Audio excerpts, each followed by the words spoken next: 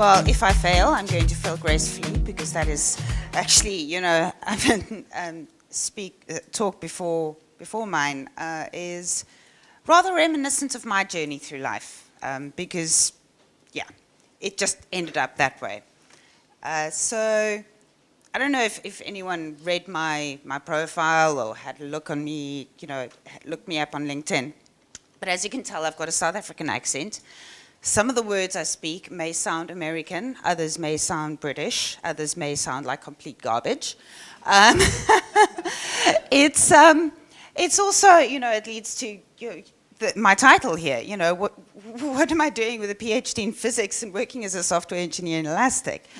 It was never the goal in my life. My goal also started off as, by the time I'm 30, I want a PhD in physics. Well, I got there. Then what?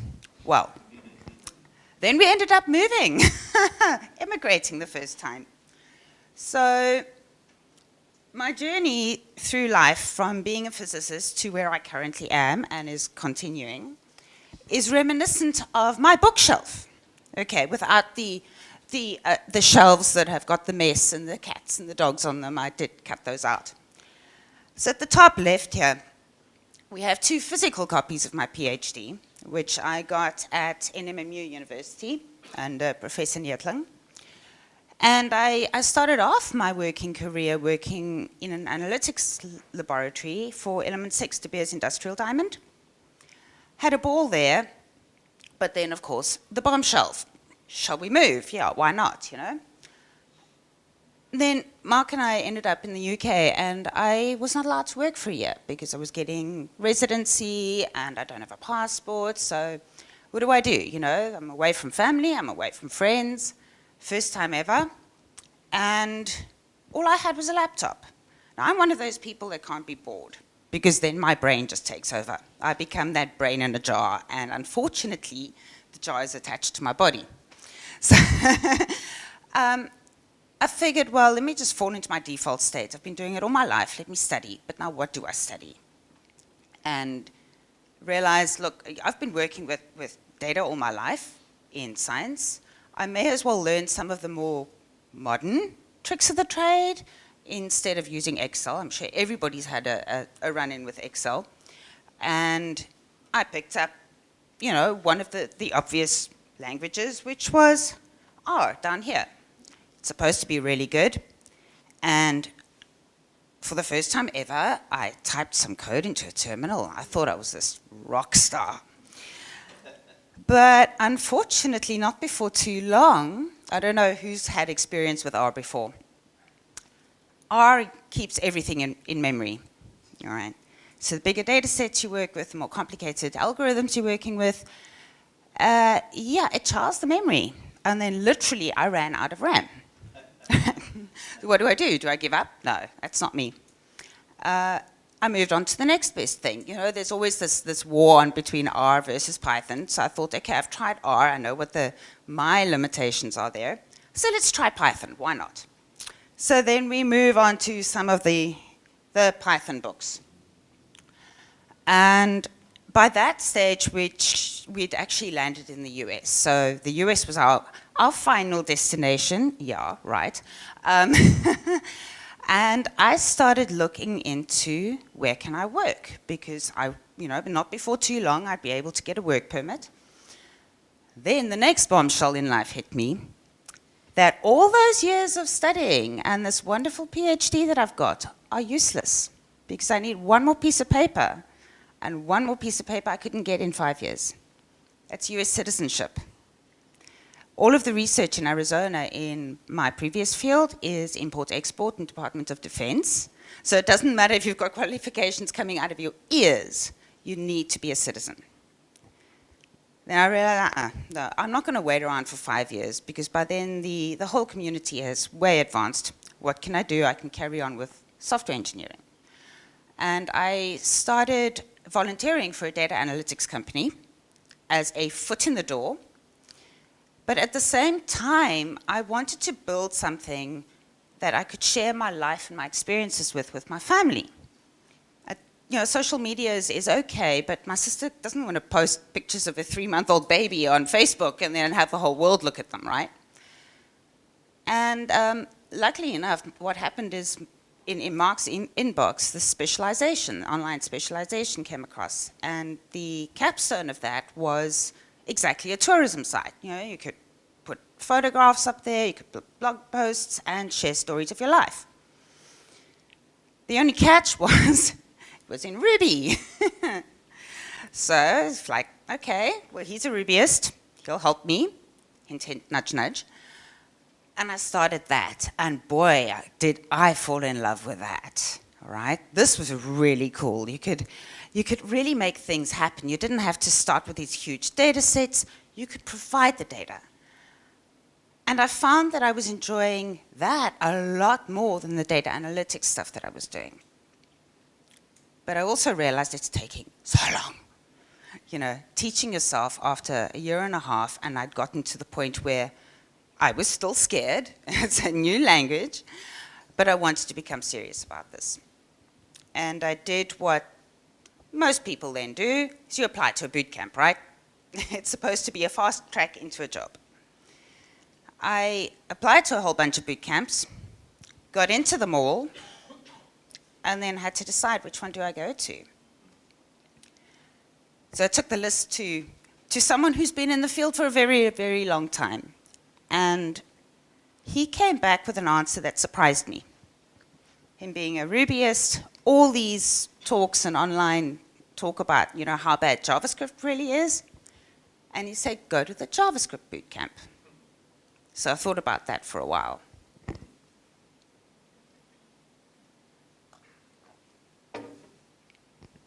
But the reasoning was there, and I bit the bullet. Now, keep in mind, I did the entrance exam for this JavaScript bootcamp in Ruby. Okay. So I knew very, very little of that. But I went anyway and packed up my bags, moved to New York for 3 months. It was grueling. Has anybody been to a bootcamp or know anyone who's been to a bootcamp? No. They're right at the back. Okay. They are grueling. It's not for the faint-hearted. But you persevere. It's 3 months versus 10 years, right? And 2 weeks before the end of the boot camp, I got a phone call from someone in Arizona. Would I like a job? It's like, how lucky can you be? You're being offered a job to come and work for someone. They need you. Of course I said yes. That's when I also realized that what we do and what we do it on is very, very different to the system that we're actually working with. All right. And inevitably, when that happens in production, we have a spinning beach ball or a spinner or a timer that never times out. And inevitably, it works on my machine. What do? Right? We end up opening these if we're lucky enough to have all of them. Now we've got 2 problems. The original problem and the one of many windows.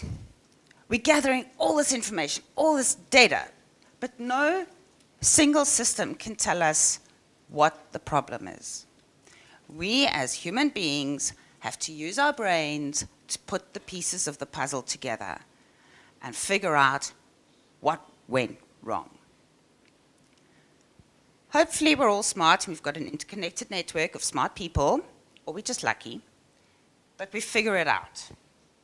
Okay, after how many hours of problem solving and pizza or salad or cigarettes or coffee or beer, we figure it out.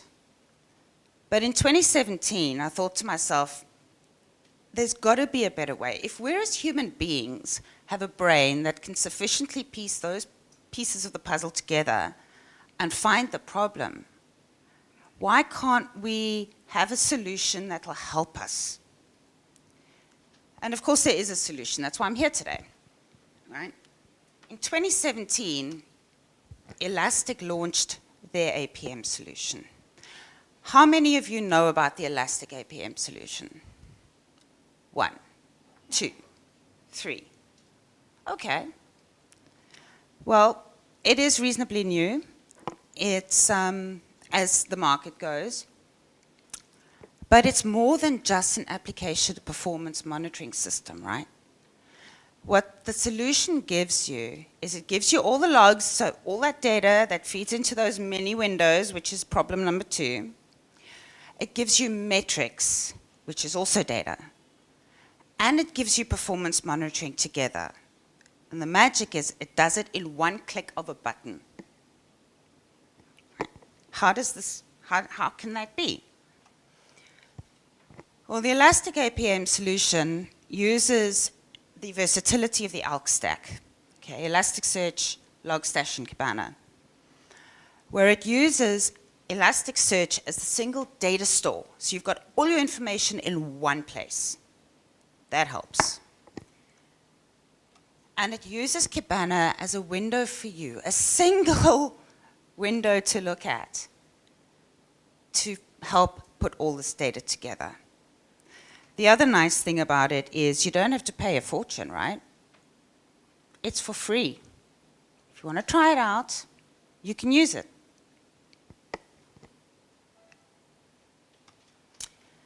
What does the solution give us? Right, so in a nutshell, these are just some of the highlights that I think are really awesome.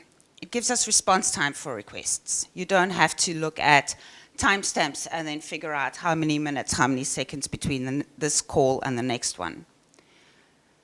It monitors out the box unhandled errors and exceptions. It gives you a visual graphic of the call hierarchy, which call led to the next one. It can help you identify code bottlenecks. And in some situations, you can drill down to the code level, right there in the Kibana dashboard. You don't have to go and put 10 commands in the command line or debug. You can figure it out right there. And of course, it's distributed across the stack that you instrument. The primary thing that I do want to say is APM is made by developers for developers. Every single person that works on the APM solution right now that I know has been in that original situation. So they feel the pain, we know the pain, and we help you solve it. Yes, you can hold it on-prem, it's a free license, you can have a cloud version, and of course it's got an integrated search bar, which is what Elasticsearch is known for. Supported languages, I wouldn't be here today if Ruby wasn't supported. I think I'd be kicked out. But at least, yeah, there are a host of other languages and frameworks that are supported. I know I spoke with Stu, so he's interested in the Django framework, and Java, Go, and a bunch of others that are in the making.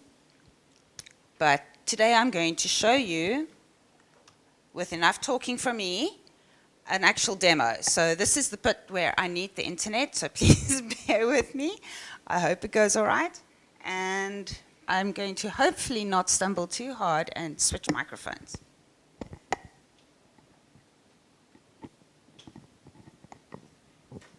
Hello? Okay.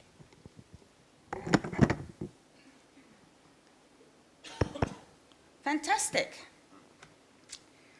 First, I'm going to take some water. I'm incredibly nervous, and the crowd is so quiet. Come on, support me here. I don't want to mess this up.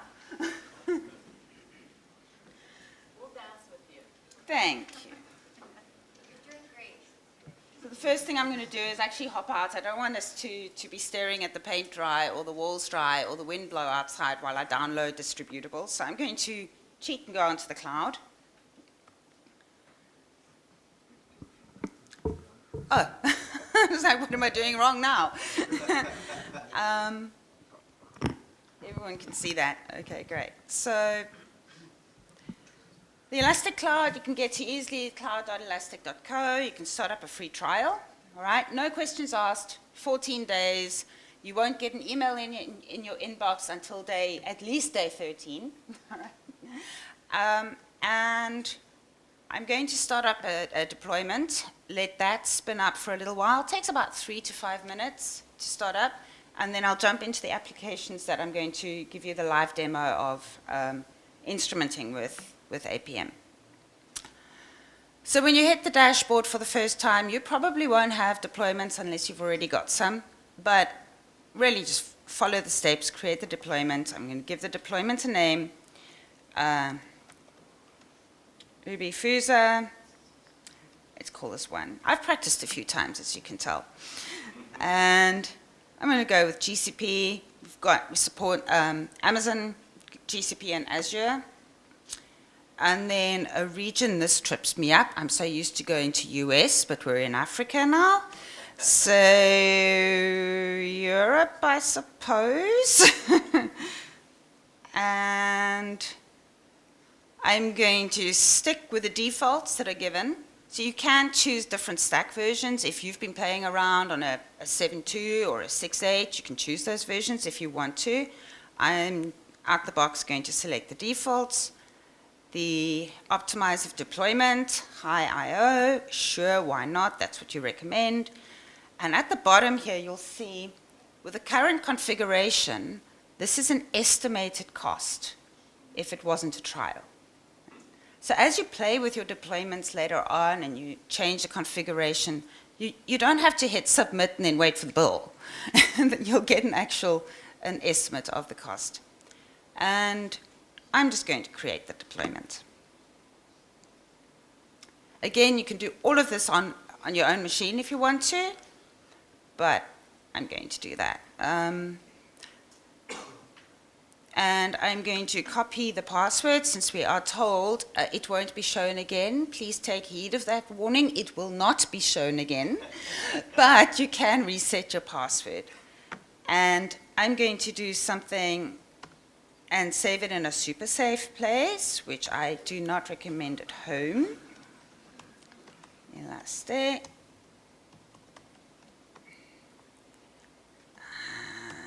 And while that spins up, you'll see an estimated time of about 3 minutes. Let's have a look at the application that we're going to instrument. So that is just my Docker app.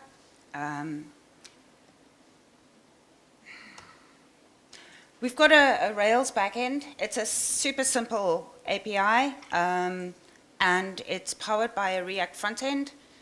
So we shall start those up. And this is nothing to be blown away by. Please don't expect the moon on the earth. It is really a simple demonstrative little application, which is Opbeans, a coffee distribution company. I love coffee, and I clearly have not had enough yet this morning. But what it really does is it's got a dashboard, we've got a list of selling products, and some stats. Now, this is dummy data.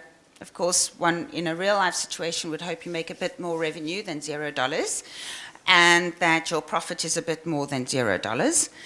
But let's just go with it, and we've got a list of products, different coffees, which ones are sold out. Those are obviously quite popular. And if we click on a popular coffee, we'll see, wow, all right, it's popular besides its selling price. So this must really be good. Let's see who's bought this. We can maybe spam them. It's like, yes, we're getting more coffee.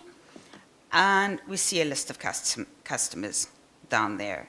If we want to try and find some contact details, we have the email.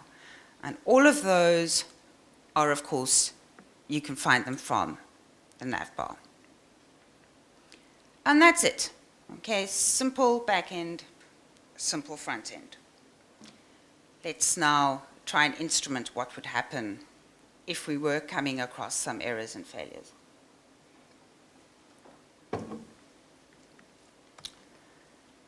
So let's take a look at our deployment. Still busy spinning up. Okay, getting there. We can see thus far we have Elasticsearch has been installed and configured for us. We have Kibana set up, and we have APM. The Kibana one is a migration index pattern, and this is to help us move data over from older stack versions. So you don't have to worry about it. It's doing what it needs to do to help you start up. Started a minute ago, and there we're done. All right. It was probably like slightly longer than 3 minutes. Was anyone timing that? I wasn't. And let's have a look at the deployment.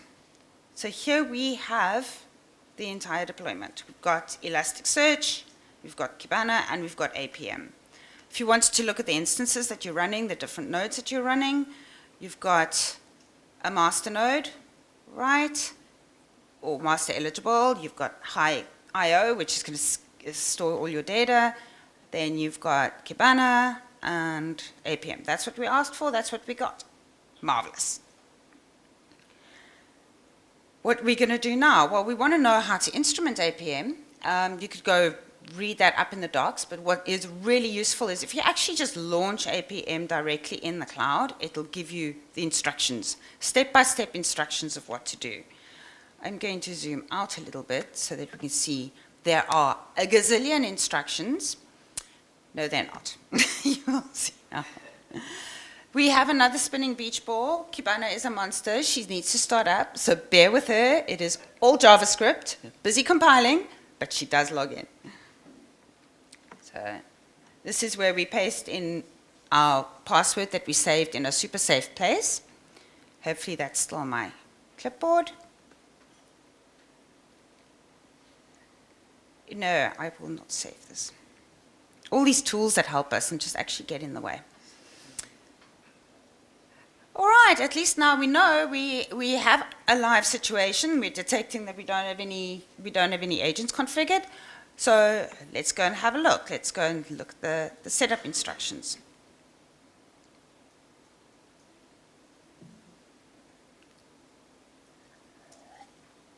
While we do that, okay, well that was quick enough. Now here you'll see a list of all the agents that are supported.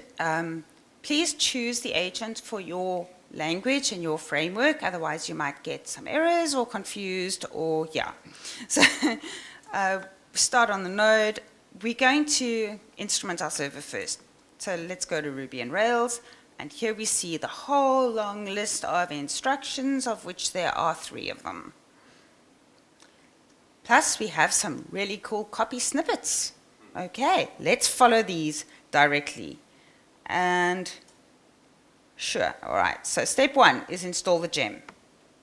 Let's follow step 1. But let us first actually bring down our servers. As of next week, you won't need to bring down your application. All right, I'll get to that in a moment. But as of right now, we do still need to bring those down. I'm going to go into Visual Studio Code because I am a JavaScript developer and head off to the Rails app. Sure. Okay. Let's add that in. And this is the one thing I do love about Rails apps. You just go bundle and it's so quick. I don't know if anybody's compared NPM with bundle. It's like NPM, you walk off, you go and grab a cup of coffee, maybe make some lunch. Yarn is slightly better, you can fit a snack in. But bundle, don't even like blink. So we've followed step 1. Right, what's next? It says configure the agent. And we need to create a file, config Elastic APM YAML, and copy and paste that snippet in. So I'm not going to try and remember how to type that because I'll probably make a typo. Just copy the snippet and go and create the config Elastic APM YAML file. So where is this? Elastic APM YAML. You can tell I'm not familiar anymore with the structure of a Rails app. But we shall paste that in. All right. Now we need some code to run, so there are a few lines we do need to uncomment. And the first one is the service name, but it's already pre-filled in for us. The secret token, that's there already. You don't have to remember it. And our server URL. Of course, you can type these in for yourself, but why? Right? That was step 2. All right, let's move on. What's step 3? Load Kibana objects. Okay, I shall load the Kibana objects, confirm overwrite, and now we can launch APM. But before we do that, I'm going to firstly tell Rails not to swallow my errors, because I'm running this in dev mode. And to do that, I shall go to the environment dev and change that to false. All right. Nothing's going to break, APM will still work, but you're not going to figure out where any errors or exceptions occur, because, well, Rails will show you that yourself. The next thing I'm going to do is go ahead and instrument the React app quickly, because I want to actually show you, from the front end, if the full stack trace from there. And to do that, I shall go into, once this Michi runs away from me, the RUM agent. Now, there's one extra step here, and that first step is, please do not skip this step, is read the docs. There are so many different frameworks for your front end. You can't give a list of instructions for all of them. You might, if you're running React, you might be running React 15, you might be running React 16. The structure is different. I am running React, and there are only a few little knobs that you've got to turn. So I have not skipped that reading the documentation, it's just I've already done that. And step 2 is very similar to the Rails application, install the agent. Right, I'll do that. And because I've read the docs, I know there's one more library I need to install, and that's to instrument the routers in React. Let us go to the React framework and install APM RUM and at Elastic APM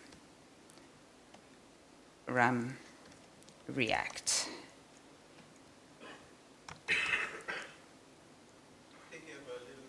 Thank you. I was watching if anybody was actually... No, that was just me being silly. Are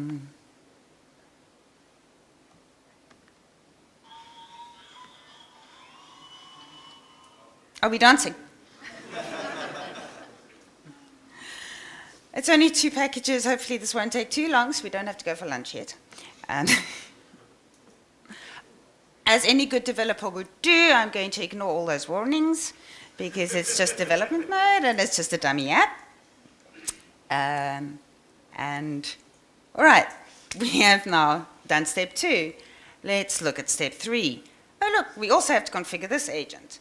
Now you'll notice here the instructions are not telling you exactly what file to create and where to create it, because that depends on your framework. If you're working in Angular, if you're working in React, the two are vastly different beasts. If you're working in Angular, I feel sorry for you. No, I still have to work in some Angular, so I feel your pain. But we shall copy that snippet and go into the right code base. And within the source folder, create a new file, and I'm going to call this rum.js and paste that in there. Right. Now you're not given a service name, you don't have to give a service name, but I kind of want to know what I'm looking at, so I'm going to give it a service name. Rum. Again, the server URL is given to you. You don't have to remember that long string. And the service version. So if you want source map features, give it a service version, otherwise there won't be any. And you can see it's just a string, so I'll just, sure. Service version 1. What are the next instructions? Load the Kibana objects. But wait, we installed another library. I do want to instrument the React routes. And I need to tell the JavaScript code that I added a new file. Those aren't automatically, detected. So let's go into the code and do that. Then in the index, don't you love the way JavaScript just has an index in every bloody folder? And you're looking for this index and that index, and you've got to find the right. The other magic is that you have to import your APM right at the top of your index.js file. All right. APM needs to know about the rest of the stack in there.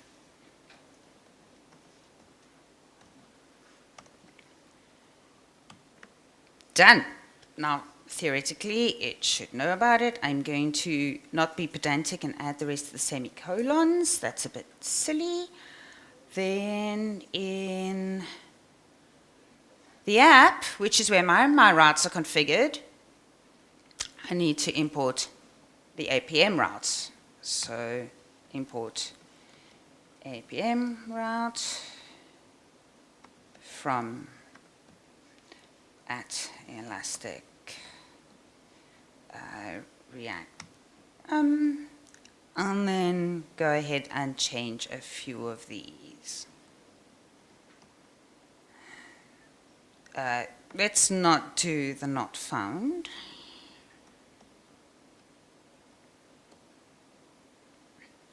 All right. Now we hold our breath. No.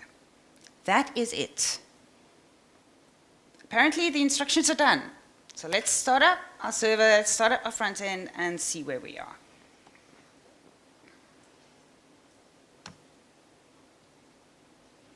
Okay, nothing too critical there. Start npm. And hopefully we are still, oh, well, look, we're still working. So the agents didn't break anything. Whew. Okay. We still have our list of products. We still don't have any Jamaican Blue Mountain Vienna Roast. And all our orders are still there. We have all our customers already. Right. So things seem to be working. We can go back to the dashboard and magic. Let's go and see what happened in the cloud. Kibana starts up again. There we have everything. So all we did in the cloud was start a deployment, followed the instructions, and the service names came through. So we have a service, which is our Ruby agent. We have our Rum agent, and that's JS base. Please note it's like JS base. It's JS something. We're not going to try and infer what it was built on. And just a tabular, just a small summary of the data that we've seen thus far. Average response time, transactions per minute, errors per minute. Bear in mind, all right, it's just me, little Kippy, standing here hitting my own code, so we're not going to get a lot of information out. Fortunately, I've got a few scripts, which I'm going to run now, some that are hitting the back end directly, and others that are taking over the browser. So when we go into that, let's just run these. These are going to run, 5,000 is fine.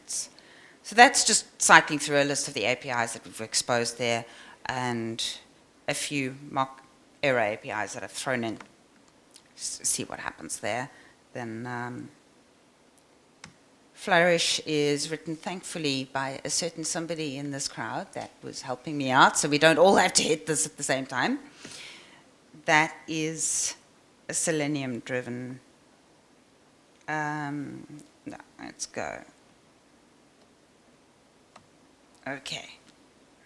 That's really just going to cycle through the pages and find all the links and click them as if we're simulating thousands of customers hitting this application. And now we can go and have a look at our data. One thing that might trip you up when you first hit APM is you're thinking like, I'm gathering all this information, I'm trying to send it to you, why can't I see it? The time picker by default is set to the last 24 hours. So if you don't change that, we've been working here for, literally 2 minutes. Change that to 15 minutes. If you do want to gather information on the fly, set your refresh interval. 10 seconds is fine. And we can hit start. Now let's go and have a look at what actual information we've got here. Let's have a look at our backend first. Right.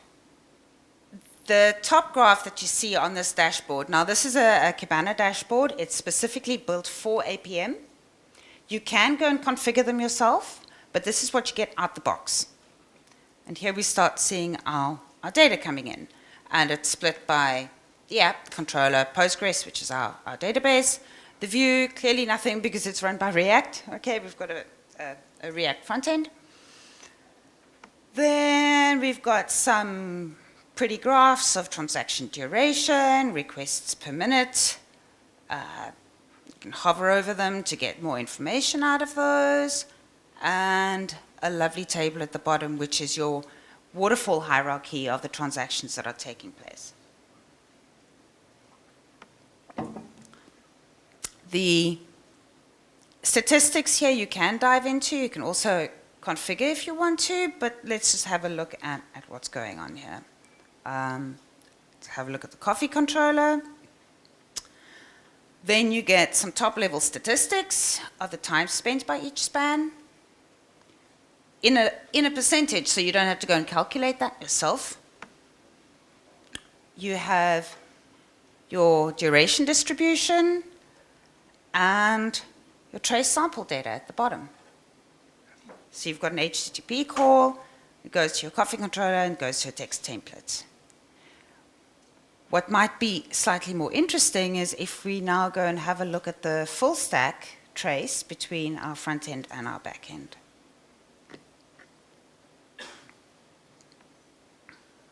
Okay. We won't get anything here because we don't have any statistics on it. And quite honestly, I think the team just forgot to collapse that by default. But again, we have information coming in. All right, so we have our transactions. You can see the graph slowly checking in. That's all our information coming in. And we've got the different transactions. Got the impact is also showing us there, so let's have a look at the impact. The route change, well, it's just me in South Africa, so we can't. Sorry, that's a different map. I really was much better on Tuesday night. It's like, never mind. Here's a fun statistic. This is what we all wanted to see, right? So we're going from our front end, which is the products, telling us then, yeah, sure, we're hitting the API. It's a GET request. That is going to our products controller on our server. That's forwarding the request to Postgres. We've got a summary here, select from products, and then select from product kinds. This is an example of a full stack trace with zero custom instrumentation. It's all out the box.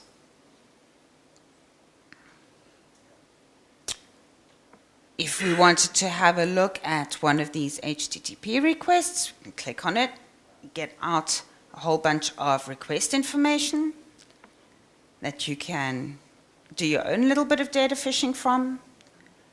And we told, okay, it's not found, not modified, and what version of Chrome we're running.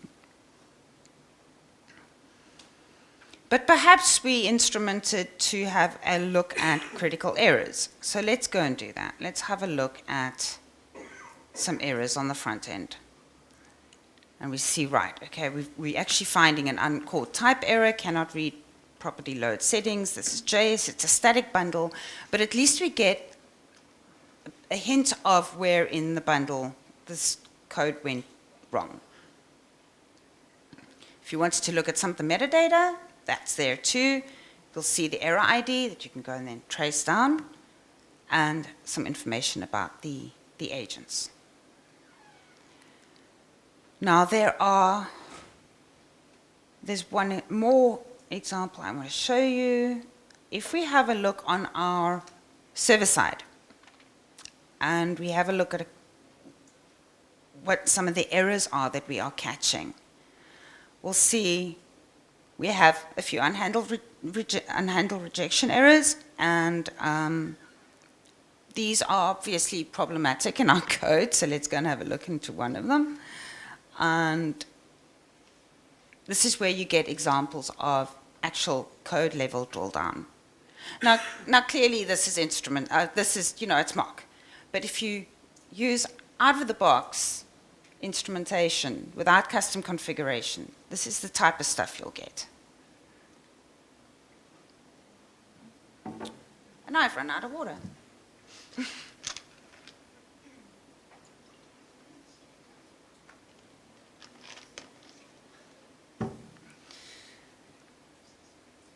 That is basically what you get. I mean, the more information you have, the more time you can spend in here.